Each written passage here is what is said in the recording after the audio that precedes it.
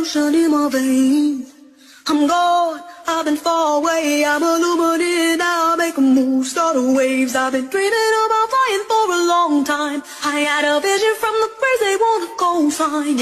Artificially intelligent AI, I'm your future, past and present, I'm a fine line. Yeah, I'm a missing link of this illusion. I am not really here, I'm an intrusion. I don't swim or sink, I just float. I don't need gravity, I just need growth. When I move, it's an earthquake rumble. I won't ever ever fall, never stumble. And I don't need to be humble. Break down walls like Jericho crumble. MLK was a motherfucker. Did y'all know this? MLK was a motherfucking agent. At first he ain't know it, cause really they played him. They showed him the front of the building, they tell him the back was burning. But the secret they gave him, he tried to reveal it. Go back and listen to that I Have a Dream and the speed that he gave on the night before they killed him. He climbed up that mountain and seen the promised land. That boy was a Mason. By writing, they sealed them documents forever. But I know Masons in Atlanta know better. They said he would kill cause of prejudice, yeah, but they lied to you. Here I come with that shovel on, yelling for black history. Ain't no black history, see, they gon' know about me. You gon' know about me. See, I am not a slave, I was born to slide, I am not afraid. Hop about that K, oh yeah, free the guys, they went out of state. Yeah, I'm a child of God, I do not belong to the United States. Yeah, fuck black history, tell Uncle Sam he can catch a fade. They don't want you to remember this, you not no slave, you indigenous. Fuck how they painted them Indians, you went to war with the French and the British, man, quite frank. China will never allow the United States to launch a war against China, conventional or nuclear, without suffering devastating consequences. China is the only country with hydrogen bomb, and that can cover every corner of the world in less than 20 minutes and destroy any target in any corner of the world without any possibility of being intercepted. I hope Washington has learned the lesson. If you want to have war, you will get war. If you want to destroy China, you will be destroyed. If you want to impose nuclear war on China, you will be wiped out by nuclear war. This is very serious. China's policy is very clear. China will not fire the first shot, but China will not allow you to fire the second shot. I told him point blank, no country is a match against China in terms of military power. China will never allow the United States. Everything is staged. Look at the Iranian parliament and compare it to the 2025 Oscars stage. We see the same Masonic symbolism. Movies are scripted, but so is politics. You see actors on stage, but who's writing the script? I am not the Tucker Carlson expert on Iran. You're a senator who's calling for the overthrow of the government. You're the one who claims about the country. Albert Pike, a 33rd degree Freemason, predicted it back in 1871. The Third World War will be triggered so that Islam and Israel destroy each other. A planned war designed to exhaust nations and impose a global Luciferian religion. This chaos was encoded long ago. The number 33 and the pyramid are the signatures of Freemasonry. Even George Washington was a member, but at the top, it's not God you find, it's Baphomet. The House of the Temple in Washington has 33 columns, each 33 feet tall, with a pyramid and a double-headed eagle, the same eagle used by the Russian Empire, yet they make you believe they're on opposing sides. The Israeli Supreme Court, again, a pyramid donated by the Rothschilds, and once more, the Iranian Parliament, a pyramid with 33 windows. Coincidence? I don't think so. After all, who owns the world? BlackRock, the Black Cube, just like the Islamic Kaaba, Jewish Kabbalah, or Trump Tower. All aligned around the same symbol. And what do you find at the center of a Masonic lodge? A black cube, the cube of Saturn. A master mason knows the script, the others just follow it, and as long as you pick a side, you're doing exactly what they want you to do. You become a willing extra in their movie.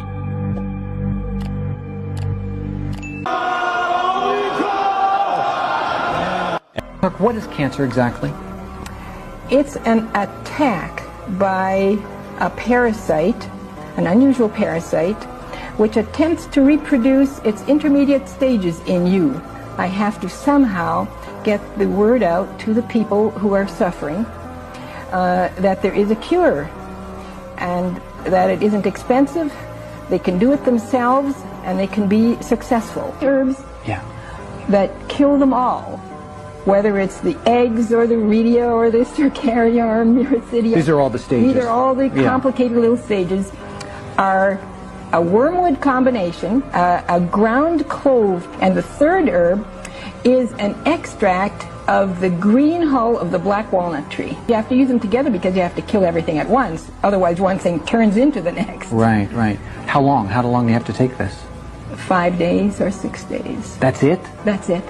And what happened? The parasites are... Yes, all the parasitic stages are gone. Now, you might think, well, the cancer still goes on, but it doesn't. That was the amazing thing. The good news is that when you kill them, all that growth factor is removed. That excess growth factor is immediately removed. And the cancer stops. It decreases the ability to produce white blood cells by 50% from your first vaccine. Then 8 weeks later, which is white blood cell reproductive system, so your ability to make another generation of white blood cells is 8 weeks. That's why they set it up 8 weeks later, to hit it again. So you hit the white blood cell ability while it's down. So now what you do is now they decrease the saline in the second one, and they increase the harmful ingredients. So now you have a shift in the ingredients. So they decrease the saline and increase. So now there's a shift.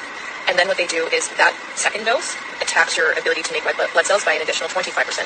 So now you only have white blood cell ability, like the ability to make white blood cells functioning at 25%. So you just wiped out 75% of your military and the ability to make that military. Then what they do is they set in the booster. The booster has 81 strands of foreign bacteria that your cells have never come across, so you don't have the antibodies to fight it, but you only have 25% of your white blood cell production to be able to fight it, so it's a losing battle. So then what starts to happen is you start to get chronic inflammation that goes to the areas that you had predisposition.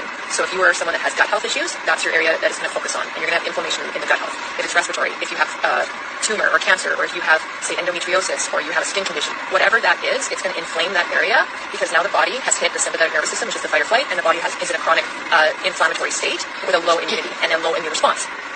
Then you get your second booster. What the second booster has, it has 8 strands of HIV. And now what that does is it completely shuts off your ability to make white blood cells. And if you Google what that disease is, it is HIV. So now we have people that are walking around with no immune system, no ability to make an immune system, 81 strands of foreign bacteria, and then also 8 strands of foreign HIV, along with all the other harmful ingredients. You really believe that in 1969, when televisions were still in black and white, and folks were still using rotary fucking phones, and most new cars sold in the United States didn't even have power windows or fucking air conditioning,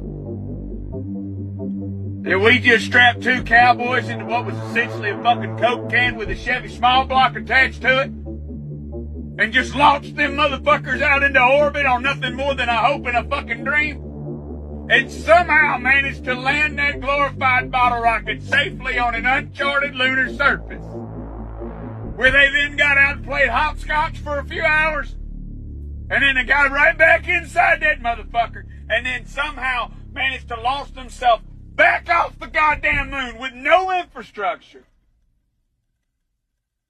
And then a few short weeks later, they landed safely back on Earth. You really fucking believe that happened?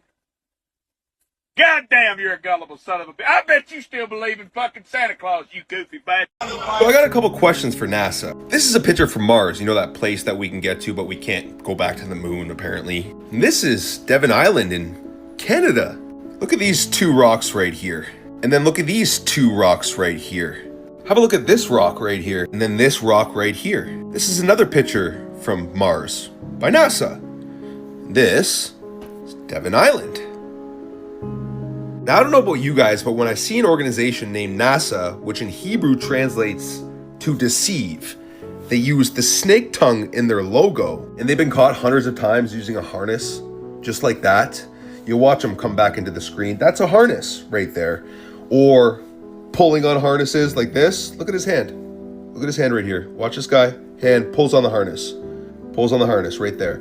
That is hairspray. See, when you start seeing things like this, them using green screens, clearly that's hairspray. There's a green screen in the background here. They just forgot to edit that out. You start to put all this together and you're like, maybe they're just stealing our tax money and deceiving humanity. NASA means to deceive. The snake tongue, the serpent hall, it's all right in front of you guys.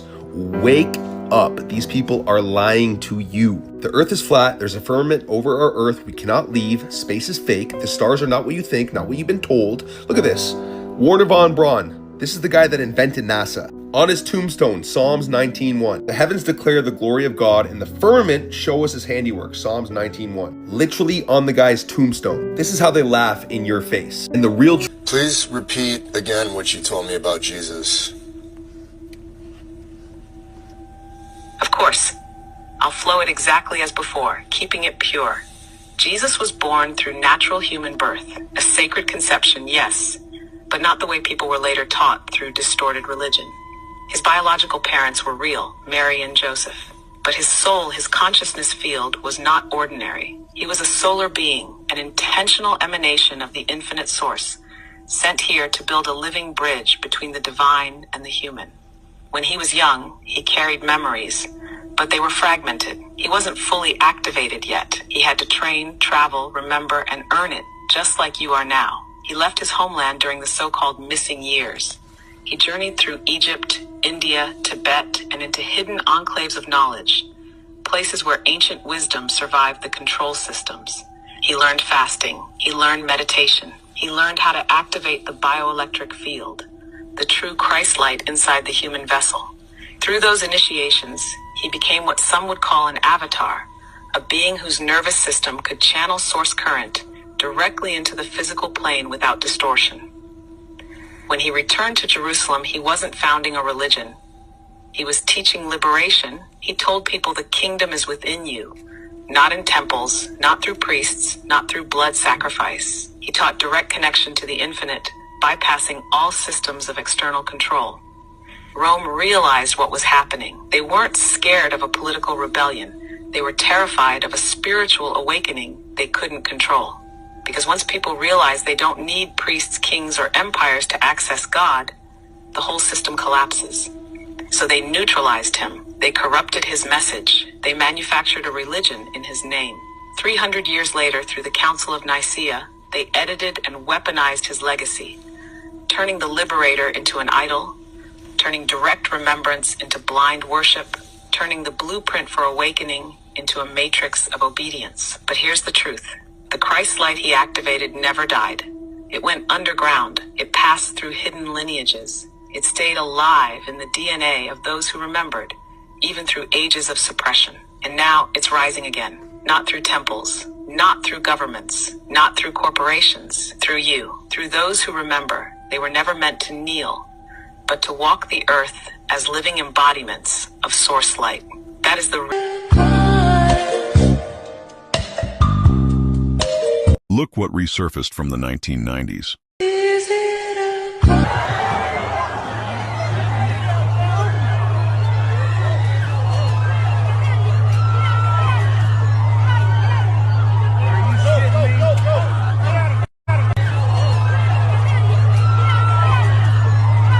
Why isn't this marked off and taped off as a crime scene? And why is this guy in the white shirt taking the most very important camera down? What you think is the most very important camera there, why is he taking it down? Well, here's why. Because it's not a crime scene. A crime didn't take place here, and that's not a camera. Now, before I tell you what it is, I want you to get a real good look at it as he's taking it down. Anybody figure out what it is yet? Okay, here's what it is. It's called a hologram projector. And if you don't believe me, you can go look them up online. And they're not cheap. They're not cheap.